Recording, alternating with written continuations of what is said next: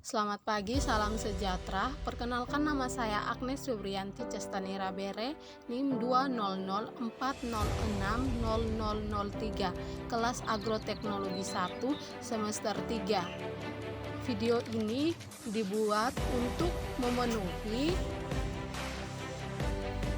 ujian tengah semester mata kuliah ilmu penyakit tanaman. Baik, langsung saja masuk soal yang pertama. Salah satu cara patogen menyerang tumbuhan adalah dengan cara mekanik. Jelaskan mekanismenya. Mekanisme patogen menyerang tumbuhan dengan cara mekanik antara lain yang pertama, jamur dan tumbuhan tinggi parasit harus menempel atau melekat pada inang. Hifa dan radikula dikelilingi oleh zat yang dapat menempel, tetapi penempelan ke tumbuhan lebih banyak disebabkan oleh kekuatan intermolekul yang berkembang antara permukaan tumbuhan dan patogen sehingga terjadi kontak erat antara keduanya. Yang kedua, setelah kontak terjadi, diameter hifa atau radikula yang berkontak dengan inang akan meningkatkan luas permukaannya dan membentuk apresorium. Dari apresorium, tumbuhan tabung penetrasi atau penetration per akar pengurdi berkembang menuju dan menembus kutikula dan dinding sel. Yang ketiga, jika dinding sel cukup lunak, penetrasi terjadi dengan mudah. Jika dinding selnya keras, mungkin kekuatan titik pertumbuhan tabung penetrasi lebih besar dari kekuatan penempel di antara kedua permukaan tersebut sehingga terjadi perpisahan antara apresorium dan dinding inang. Akibatnya infeksi tidak terjadi. Soal kedua, sebutkan beberapa senjata kimia patogen dan bagaimana senjata kimia patogen tersebut menyerang tumbuhan. Senjata kimia patogen antara lain yang pertama enzim. Enzim biasanya diperlukan untuk menghancurkan atau mendegradasi senyawa-senyawa komponen dinding sel atau putin, pektin, selulosa, dan hemiselulosa. Dan senyawa yang dikandung sel inang, misalnya protein, pati, dan lemak. Contoh enzim antara lain kutinase atau mendegradasi kutin, pektinase, selulase, hemiselulase, protease, amilase, dan lipase. Yang kedua, toksin atau racun. Toksin atau racun mengganggu permeabilitas membran,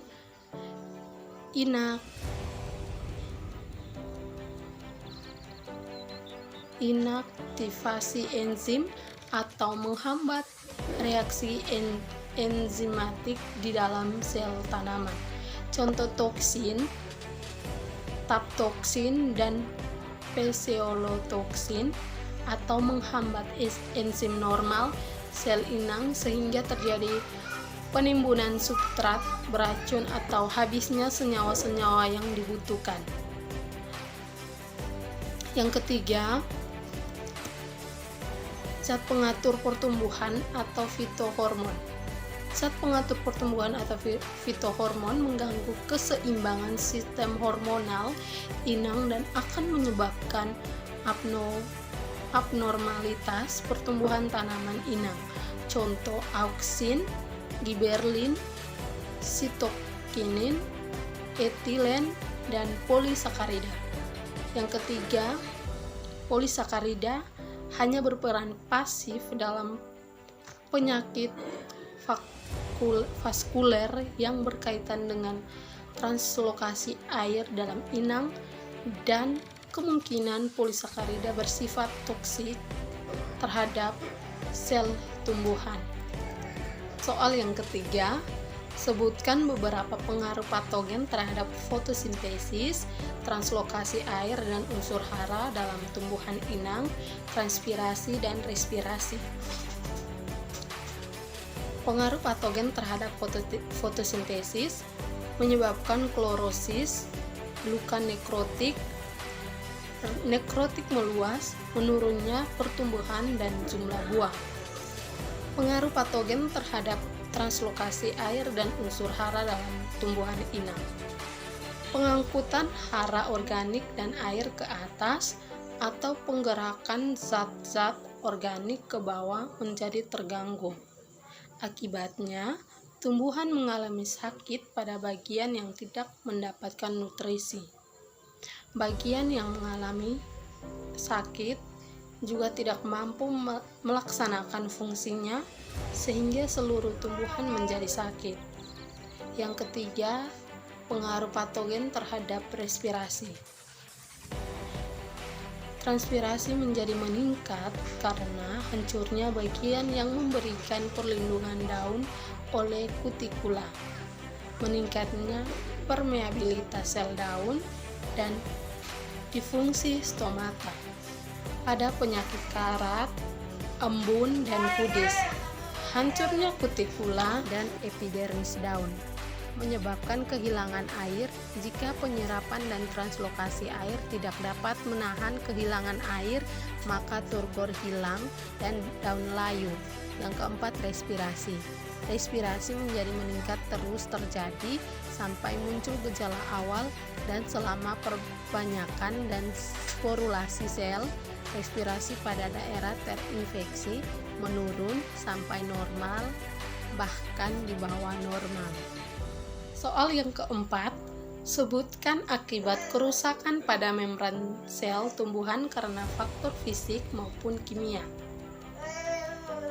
Kerusakan pada membran sel karena faktor fisik maupun kimia menyebabkan yang pertama, perubahan atau peningkatan permeabilitas membran sel akibat tidak terkontrol keluarnya substansi dalam sel dan sulitnya substansi yang diperlukan sel untuk masuk ke dalam sel. Yang kedua, perubahan dalam permeabilitas, respon awal terhadap adanya toksin atau spesifik atau non-spesifik, enzim patogen, substansi, toksin, dan polutan kimia. Yang ketiga, pengaruh perubahan permeabilitas yang paling umum, kehilangan elektrolit atau ion kecil yang larut air dan molekul dari sel. Yang keempat, elektrolit akan merembes lebih awal dan lebih cepat bila interaksi inang patogen tidak kompatibel atau inang dalam keadaan tahan. Sedangkan bila inang rentan dalam dan menyebabkan gejala yang luas, maka yang terjadi adalah sebaliknya.